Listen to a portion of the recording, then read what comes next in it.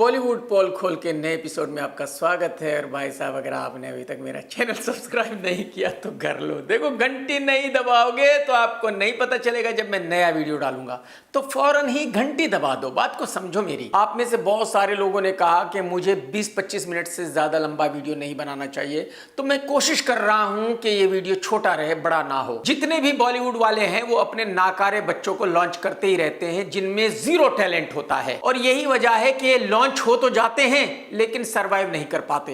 1, 2, 3 फिल्मों के बाद घर बैठ जाते हैं फ्लॉप होकर। और आप खुद ही देख लीजिए कि ऋतिक रोशन और रणबीर कपूर, इन 2 लड़कों को छोड़कर बाकी कोई भी कामयाब नहीं हुआ बॉलीवुड में। शत्रुघ्न सिन्हा के बच्चे कामयाब नहीं हुए, राज बब्बर साहब के बच्चे कामयाब नहीं हुए, मिथुन दा के बच्चे कामयाब नहीं हुए, विनोद खन्ना के बच्चे कामयाब नहीं हुए, सनी देओल के बच्चे कामयाब नहीं हुए, और यहां तक कि कपूर खानदान के बच्चे भी कामयाब नहीं हो सके। लेकिन एक कहावत है कि लालच बुरी बला। इतने लोगों के फ्लॉप होने के बावजूद भी बॉलीवुड वाले हार नहीं मानते।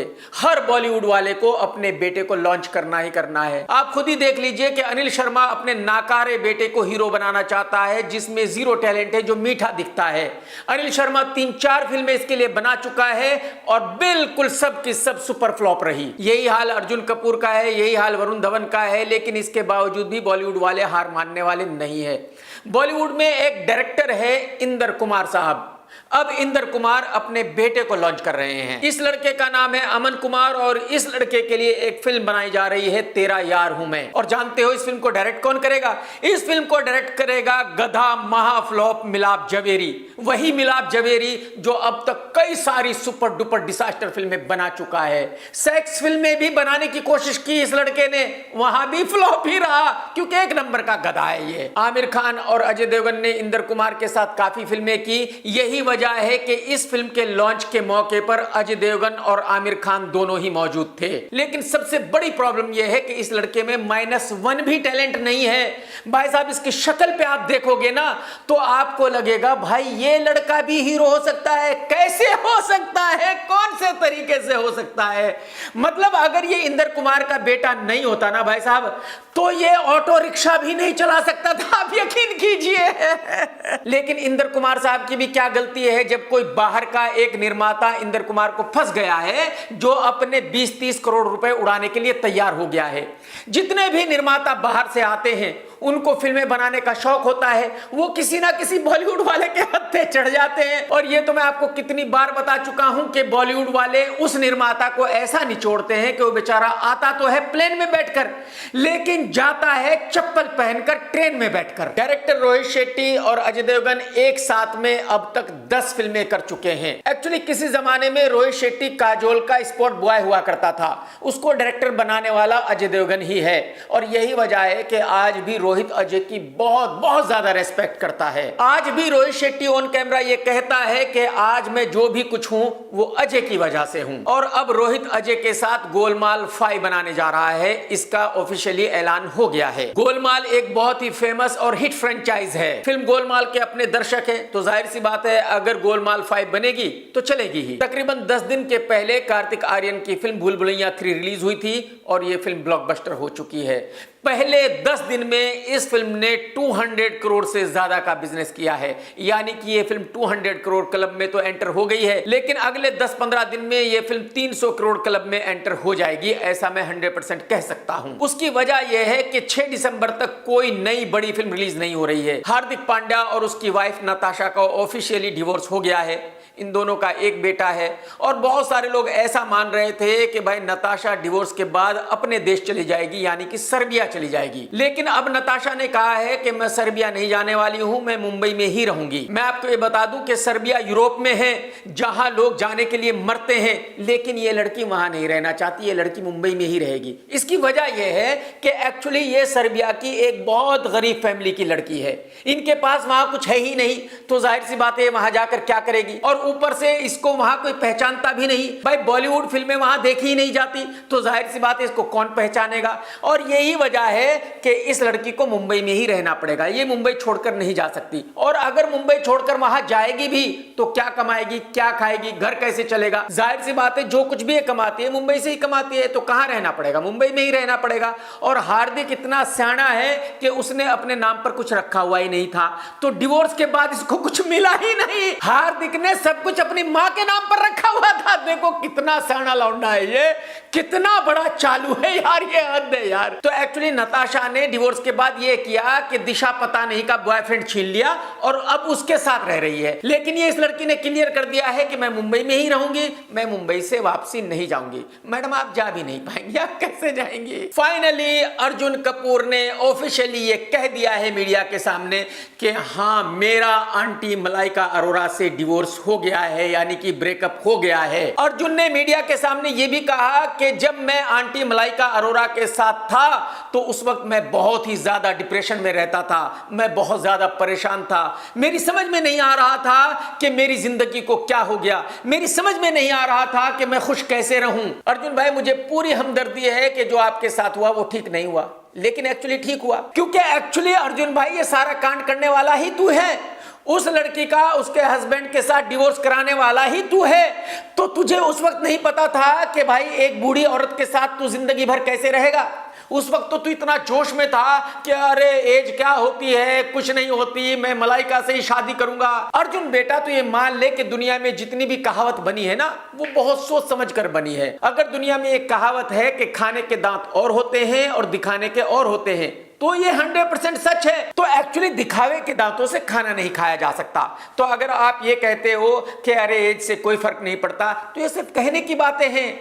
हकीकत ये है कि आप अपने से 10-15 साल ज्यादा उम्र वाली लड़की के साथ जिंदगी नहीं बिता सकते, ये पॉसिबल नहीं है। सैफ अली खान ये नहीं कर सका भाई साहब, तो आप किस खेत की मूली हो। लेकिन मैं आपके लिए सिर्फ यही कहूंगा कि देर आए दुरुस्त आए। जो आपने किया वो बिल्कुल सही किया, सही वक्त पर आपने ब्रेकअप कर लिया, ये बहुत अच्छा किया। क्योंकि आंटी के साथ आप कब तक चलते भाई साहब, एक ना एक दिन तो ब्रेकअप होना ही था। दोस्तों आमिर खान की एक्स वाइफ किरण राव ने एक फिल्म डायरेक्ट की थी जिसका नाम था लापता लेडीज, जिसके निर्माता हैं आमिर खान। ये फिल्म सुपर डुपर डिजास्टर रही थी, लेकिन आमिर खान ने मीडिया को पैसे दे देकर मीडिया से ये कहलवा दिया कि नहीं ये फिल्म तो हिट थी, हालांकि ये फिल्म बहुत बड़ी डिजास्टर थी। खैर प्रॉब्लम ये नहीं है कि ये फिल्म हिट थी या फ्लॉप थी, प्रॉब्लम यह है कि ये एक फिल्म की कॉपी की गई थी। एक डायरेक्टर हैं अनंत महादेवन, जिन्होंने कई सालों पहले एक फिल्म बनाई थी घूंघट के पटखोल, और उसी फिल्म को कॉपी करके किरण राव ने फिल्म बनाई लापता लेडीज। जब अनंत ने इस फिल्म को देखा तो उस बेचारे को चक्कर आ गए।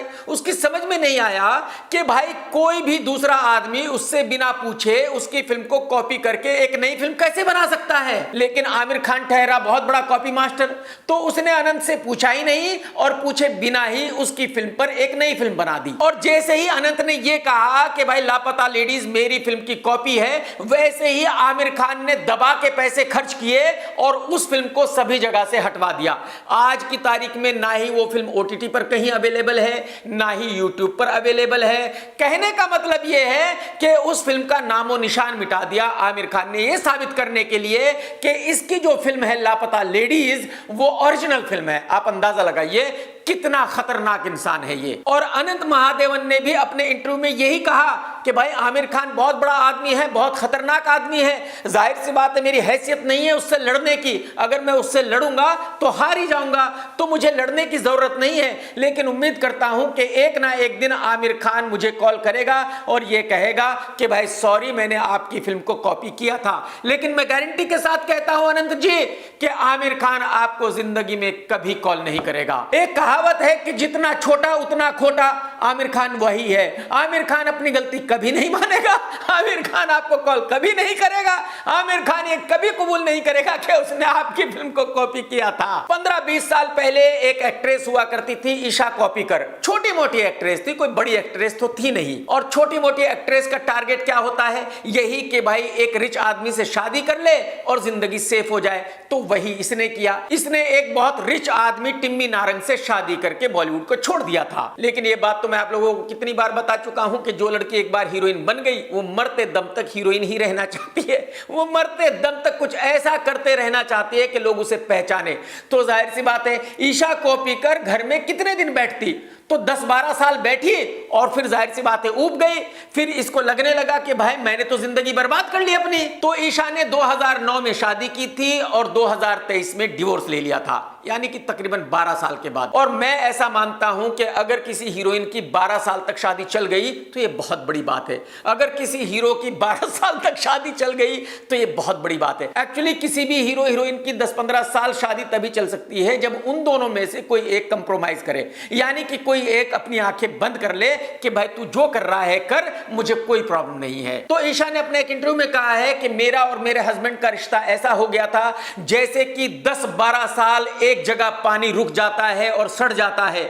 हमारे रिश्ते में से बदबू आने लगी थी। तो जाहिर सी बात है मेरे पास इसके अलावा और कोई चारा नहीं था कि मैं अपने पति से तलाक ले लूं। मैडम जी वैसे तो आपने बहुत अच्छा किया डिवोर्स लेकर, क्योंकि आजकल आप बहुत खुश हैं, क्योंकि आज की तारीख में आप कुछ भी कर सकती हैं, आपको कोई रोकने वाला है नहीं। लेकिन आप ये समझिए कि अब बुढ़ापे में क्या होगा। देखिए मैडम जी, एक बात मैं आपको गारंटी के साथ बता सकता हूं कि ये जो मौज मस्ती है, गुलछर्रे उड़ाना है, ये एक एज तक सही है। एक एज के बाद आपको बच्चे चाहिए, फैमिली चाहिए। तो अगर बुढ़ापे में वो नहीं होंगे तो फिर क्या होगा, जरा सोचिए। समझ रही ना? सुशांत का केस कई साल पहले हुआ था, लेकिन ये केस आज तक खत्म नहीं हुआ। इस केस का आज तक कोई फाइनल रिजल्ट नहीं आया। यही वजह है कि टाइम टाइम पर कोई ना कोई कंट्रोवर्सी होती रहती है। अब सुशांत की बहन ने एक इंटरव्यू दिया है और उसमें कुछ ऐसी बातें कही हैं भाई साहब जिनको सुनकर मेरा भी दिमाग हिल गया है। सुशांत की बहन ने कहा कि दिशा सालियान का मर्डर हुआ था और मेरा भाई जानता था किन लोगों ने उसका मर्डर किया था।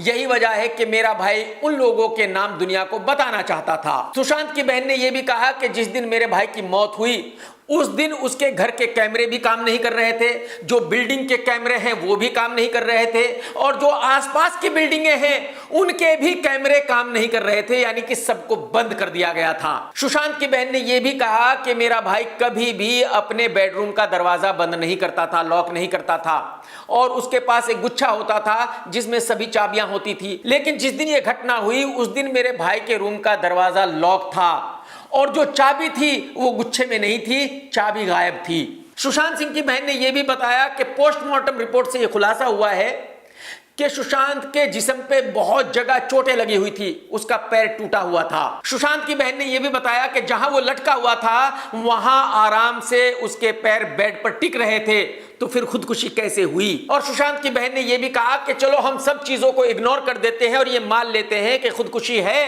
तो सीबीआई ये क्यों नहीं कहती कि हाँ ये खुदकुशी है। और ये बात बिल्कुल सही है, ना ही सीबीआई ये कहती कि ये खुदकुशी है और ना ही सीबीआई ये कहती कि किसी ने उसका खात्मा किया था। इसका मतलब ये हुआ कि कुछ गड़बड़ घोटाला है, क्योंकि अगर देश की सबसे बड़ी एजेंसी भी ये नहीं कहना चाहती कि एक्चुअली क्या हुआ था तो कुछ ना कुछ तो झोल है। अब जरा सोचिए कि अगर मुंबई शहर में सुशांत सिंह जैसे फेमस आदमी का खात्मा इस तरह से किया जा सकता है तो कोई भी मुंबई शहर में अपने आप को सेफ कैसे मान सकता है। मैं सुशांत की बहन का ये इंटरव्यू सुनकर वाकई ही डर गया हूं और मैं आज अपने आप को लक्की मानता हूं कि मैं मुंबई में नहीं रहता, मेरी फैमिली मुंबई में नहीं रहती। क्योंकि कोई भी रियल गुंडों से तो लड़ सकता है लेकिन राजनेताओं से नहीं लड़ सकता, पुलिस से नहीं लड़ सकता, किसी की भी औकात नहीं है इन लोगों से लड़ने की। बहुत सारे मीडिया वाले ये खबर फैला रहे हैं कि निम्रत कौर और अभिषेक बच्चन का रिलेशनशिप चल रहा है, ये दोनों एक दूसरे को डेट कर रहे हैं। मैं कहता हूं ये बिल्कुल झूठी खबर है, इस खबर में 1% भी सच्चाई नहीं है। अरे मेरे भाई, निम्रत कौर 42 इयर्स ओल्ड बूढ़ी औरत है, उसको अभिषेक बच्चन डेट क्यों करेगा। अगर कोई मुझे यह कहता कि अभिषेक बच्चन एक 25 साल की लड़की को डेट कर रहा है या एक 20 साल की लड़की को डेट कर रहा है तो मैं मान लेता, लेकिन मैं कैसे मानूं कि अभिषेक एक 42 साल बूढ़ी औरत को डेट कर रहा है। यह पॉसिबल नहीं है, यह हो नहीं सकता, इसमें 1% भी सच्चाई नहीं है। कुछ दिनों पहले पंजाबी एक्टर और singer Diljit Dosanjh Abu Dhabi आया था शो करने के लिए। अबू धाबी में एक वर्ल्ड फेमस मस्जिद है जिसका नाम है शेख जायद मॉस्क। जो कोई भी अबू धाबी आता है वो इस मस्जिद को जरूर देखने जाता है। तो एक दिन दिलजीत भी इस मस्जिद को देखने गया था, और जैसे कि मैंने कहा कि बहुत सारे लोग इस मस्जिद को देखने जाते हैं, लेकिन दिलजीत जब गया तो एक बहुत ही बढ़िया काम किया, बहुत ही खास काम किया। दिलजीत ने जो ड्रेस पहनी थी वो अरब ड्रेस पहनी थी। तो दिलजीत बिल्कुल ऐसा लग रहा था जैसे कि कोई अरब हो, इंडियन ना हो।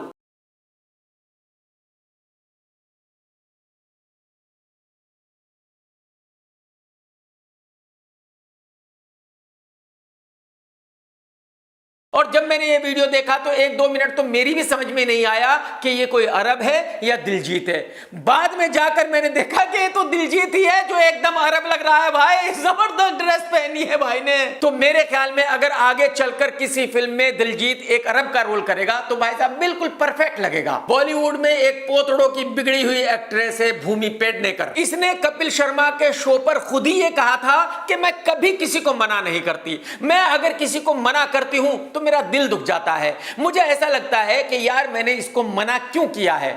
मिठाई खिलाने की बात कर रही थी वो। यार गंदा दिमाग, गंदी सोच, कुछ भी सोचते हो। अरे मेरे भाई, उस बेचारी का ऐसा मानना है कि अगर उसके बैग में मिठाई होती है और कोई मांग लेता है तो वो उसको मिठाई क्यों ना दे, रीजन तो बताओ।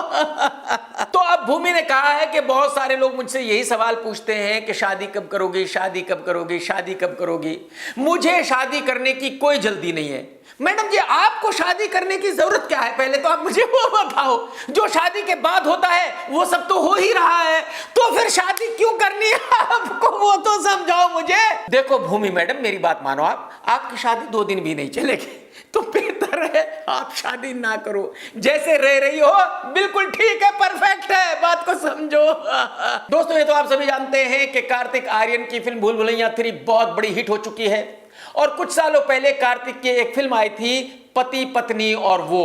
और अब सुनने में आया है कि कार्तिक आर्यन जल्दी ही शूटिंग चालू करने वाला है पति पत्नी और वो पार्ट 2 की। पहली फिल्म में 2 लड़कियां थी, भूमि और अनन्या। अब देखने वाली बात ये होगी कि इस फिल्म में 2 लड़कियां कौन होंगी। इस फिल्म के निर्माता भी भूषण कुमार साहब है, तो मुझे ऐसा लगता है कि एक लड़की तो तृप्ति ही होगी, दूसरी कौन होगी पता नहीं।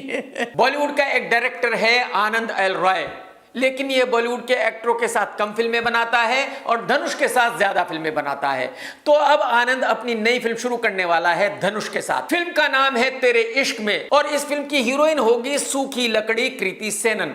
हालांकि मुझे अब इसका नाम चेंज करना पड़ेगा, ये सूखी लकड़ी जैसी रही नहीं है, मांस आ गया है, आजकल ये सुंदर दिखने लगी है। तो मुझे ऐसा लगता है कि अब कृति के लिए कोई और नाम ढूंढने का वक्त आ चुका है। एक्चुअली आनंद राय ने धनुष के साथ एक फिल्म बनाई थी रांझना, जो हिट रही थी, और तब से लेकर आज तक आनंद को यही लगता है कि धनुष बहुत बड़ा सुपरस्टार है जिसकी फिल्में हिंदी दर्शक देखना चाहते हैं। हालांकि इसमें बिल्कुल भी सच्चाई नहीं है। हिंदी दर्शकों के लिए धनुष कोई भी नहीं है, लेकिन आनंद बेचारा क्या करे, जबकि बॉलीवुड का कोई हीरो उसके साथ काम करना ही नहीं चाहता और धनुष के साथ भी बॉलीवुड का कोई और डायरेक्टर काम नहीं करना चाहता। तो एक्चुअली इन दोनों के लिए बिल्कुल परफेक्ट है कि भाई आनंद धनुष के साथ काम करता है और धनुष आनंद के साथ काम करता है। बॉलीवुड में 2 लोगों की एक जोड़ी है, राज और डीके। भाई साहब, ये दोनों मिलकर ओटीटी कंपनीज को जो लूट रहे हैं, जबरदस्त लूट रहे हैं, मजा आ गया, इनकी लाइफ बन गई भाई साहब। हर दूसरे महीने ये दोनों एक नई वेब सीरीज का ऐलान करते हैं किसी ना किसी बड़ी ओटीटी कंपनी के लिए, जैसे कि नेटफ्लिक्स, अमेज़न वगैरह वगैरह। अब इन्होंने अपनी एक नई वेब सीरीज का ऐलान कर दिया है जिसकी शूटिंग जल्दी ही चालू होने वाली है, और ये वेब सीरीज है रक्त ब्रह्मांड। इस फिल्म का हीरो होगा माल का बहुत बड़ा शौकीन आदित्य राय कपूर, जो बॉलीवुड का सबसे बड़ा साइको लड़का है। एक वक्त ऐसा था जब बॉलीवुड वाले इसको भी सुपरस्टार मान रहे थे। बॉलीवुड वालों का ऐसा कहना था कि ये आने वाले वक्त का बहुत बड़ा सुपरस्टार है, और मैं सबको कह रहा था कि भाई साहब, ये अगले 4 जन्म में भी सुपरस्टार नहीं बन सकता, ये टीवी स्टार है, टीवी स्टार ही रहेगा। और यकीन कीजिए वही हुआ जो मैंने कहा, जो इन बॉलीवुड वालों ने कहा वो बिल्कुल नहीं हुआ। आज की तारीख में इस लड़के के पास सिर्फ और सिर्फ वेब सीरीज है, एक भी फिल्म नहीं है। तो मैं बॉलीवुड वालों से फिर यही कहना चाहता हूं कि भाई साहब, जब मैं कुछ कहता हूं तो मान लिया करो। मान लिया करो यार। बॉलीवुड में एक एक्टर है गरीबों का, शाहरुख खान, विक्रांत मैसी। जब से मोदी जी पावर में आए हैं तब से ये लड़का बहुत परेशान था। तब से ये कुछ ना कुछ बीजेपी पार्टी के खिलाफ कहता ही रहता था। ये हमेशा ये कहता था कि बीजेपी जिस तरह से देश को चला रही है वो बिल्कुल गलत है। ये हमेशा ये कहता था कि किसी भी धर्म के खिलाफ किसी को नहीं बोलना चाहिए, सारे धर्म बराबर हैं, मेरी फैमिली में सब धर्म के लोग हैं। और अगर ये ऐसा कहता था तो बड़ी अच्छी बात थी। लेकिन अब इसने यू टर्न ले लिया है। उसकी वजह यह है कि ये भाई एक फिल्म कर रहा है। और किसकी फिल्म कर रहा है? औरतों की कांति लालसा, असंतुष्ट आत्मा एकता कपूर की। और एकता कपूर की भी कोई नॉर्मल फिल्म नहीं कर रहा है, बल्कि एक प्रोपेगेंडा फिल्म कर रहा है। यही वजह है कि इसने यू टर्न ले लिया है और आज की तारीख में यह कहता घूम रहा है कि बीजेपी बहुत बढ़िया काम कर रही है, बीजेपी देश को बहुत अच्छे से चला रही है, देश बहुत भारी तरक्की कर रहा है, इंडिया पूरी दुनिया में छा गया है, विश्व गुरु बन गया है। अच्छा, मुझे ना ही उस वक्त कोई प्रॉब्लम थी जब ये बीजेपी के खिलाफ बोलता था, ना ही अब कोई प्रॉब्लम है जब ये बीजेपी के सपोर्ट में बोलता है। लेकिन मैं ऐसे ही लोगों को कहता हूं, थाली के बैंगन। इन लोगों का कोई भरोसा नहीं है, ये अपने फायदे के लिए कुछ भी कर सकते हैं। ये वो लोग हैं जो अपने फायदे के लिए देश को बेच भी सकते हैं। बिग बॉस में एक बहुत बड़ा मेंटल इंसान था जिसका नाम था आरफीन खान। इसकी वाइफ सारा खान भी बिग बॉस में है, वो भी बहुत बड़ी मेंटल है। जाहिर सी बात है, दोनों इतने बड़े मेंटल है तभी तो एक दूसरे के साथ है। अगर इनमें से कोई भी एक कम मेंटल होता तो जाहिर सी बात है शादी नहीं चल सकती थी। और मैं आपको ये बता दूं कि ये बंदा ऋतिक रोशन का माइंड कोच है। किसका? ऋतिक रोशन का। तो आप अंदाजा लगाइए कि अगर इतना बड़ा मेंटल आदमी ऋतिक रोशन का माइंड कोच है तो ऋतिक रोशन का माइंड कैसा होगा? भाई मैं तो सोच कर ही हैरान हो जाता हूं, मुझे तो कर आ जाते हैं। खैर, जब आरफीन घर से निकला तो इसने बताया कि घर में कौन अच्छा आदमी है, कौन बुरा आदमी है, किसका माइंड ठीक है और किसका माइंड बिल्कुल भी ठीक नहीं है। अरे भाई साहब, पहले आप हॉस्पिटल जाइए, अपने माइंड का इलाज कराइए, तब आप दुनिया को बताइए कि किसका माइंड कैसा है। गुरुजी, बिग बॉस के घर में एक और गुंडा है जिसका नाम है रजत। ये जब देखो कैमरे के सामने यही कहता रहता है कि कितना बड़ा गुंडा है, कितने लोगों को मार चुका है, कितने लोगों को पीट चुका है, कितने लोगों से माफी मंगवा चुका है। कहने का मतलब यह है कि ये 24 आवर ऑन कैमरा ये कहता है कि ये एक नंबर का क्रिमिनल है, एक नंबर का गुंडा है। तो मेरी समझ में नहीं आ रहा है कि बिग बॉस वाले और कलर्स वाले दुनिया को क्या दिखाना चाहते हैं। जो यंग जनरेशन के बच्चे हैं उनको क्या सिखाना चाहते हैं? उनको ऐसा सिखाना चाहते हैं कि अगर आप क्रिमिनल बनोगे, आप गुंडे बनोगे, मवाली बनोगे तो आपको बिग बॉस में लाया जाएगा। एक्चुअली इसको पुलिस ने घर में जाकर फौरन ही अरेस्ट करना चाहिए, जबकि ये खुद ही कबूल कर रहा है कि इसने बहुत सारे लोगों को पीटा है, बहुत सारे लोगों को मारा है, इसने बहुत सारे क्राइम किए हैं। तो एक क्रिमिनल को घर में कैसे रखा जा रहा है, ये मेरी समझ से बिल्कुल बाहर की बात है। बिग बॉस के घर में एक लड़का है अविनाश, इसको 2 लैंपचूस मिल गए हैं, एक ईशा एक एलिस। जब देखो तब ये दोनों बेड पर ही होते हैं और ये लड़का बीच में होता है, एक तरफ एक लड़की होती है, एक तरफ एक लड़की होती है, और ऊपर ये लोग ब्लैंकेट ले लेते हैं और हाथ अंदर चलते रहते हैं। अब ये क्या करते हैं ये तो नहीं पता होगा, मुझे तो पता नहीं, लेकिन मेरी समझ में ये नहीं आ रहा है कि ये सब दिखाकर यंग जनरेशन को क्या सिखाया जा रहा है।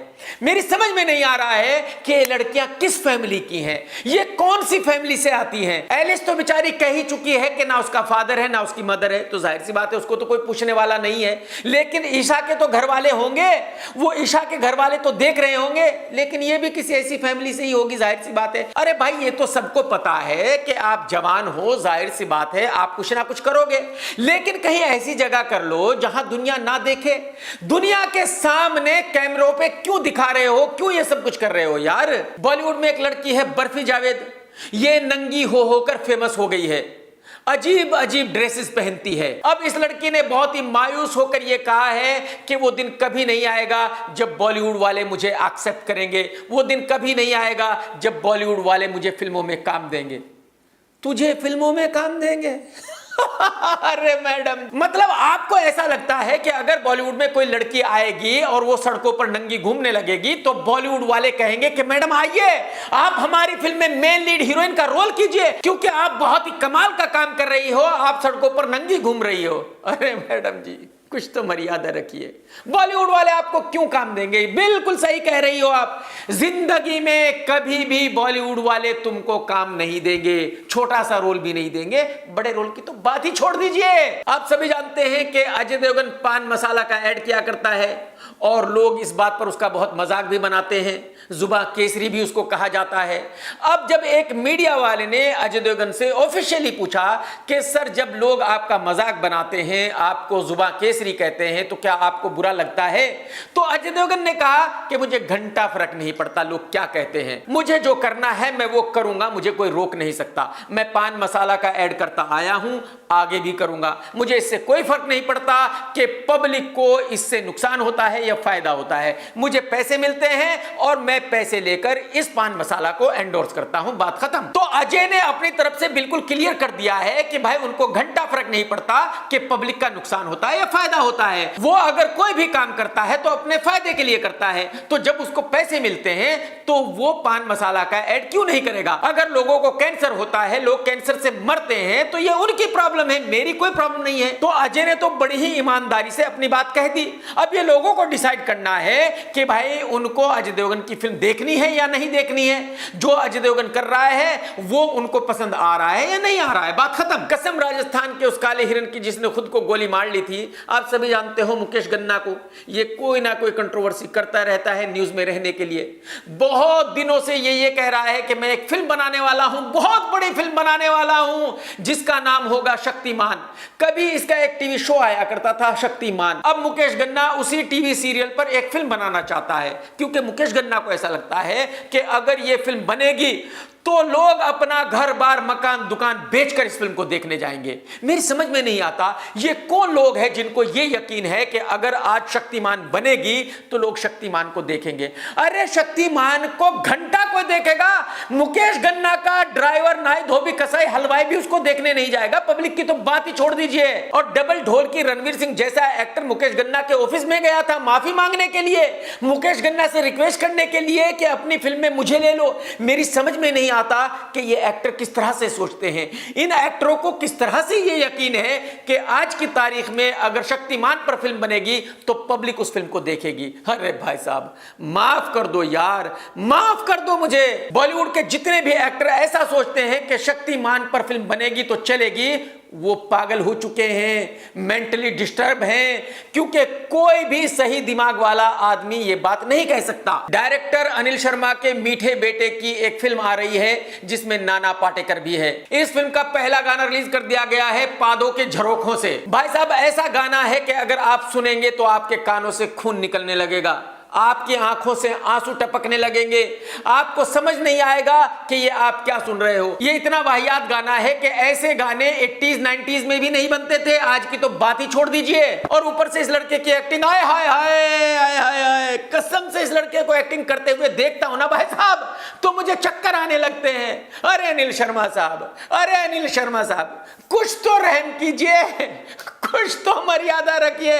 आपको नहीं पता कि आपका बेटा कैसा है? अरे आपका बेटा मीठा है, आप अपने बेटे से हीरोइन का रोल करवाइए, हीरो का रोल मत कराइए, क्योंकि जब ये चलता है तो मीठे की तरह चलता है। मत कीजिए ऐसा जुल्म पब्लिक पे अनिल शर्मा साहब। दोस्तों अगर आपने आज का वीडियो देखा है तो लाइक करना बिल्कुल मत भूलना, कमेंट्स करके जरूर बताना कि आज का वीडियो आपको कैसा लगा। टेक केयर दोस्तों, tata bye bye, love you, जय हिंद, सत्यमेव जयते।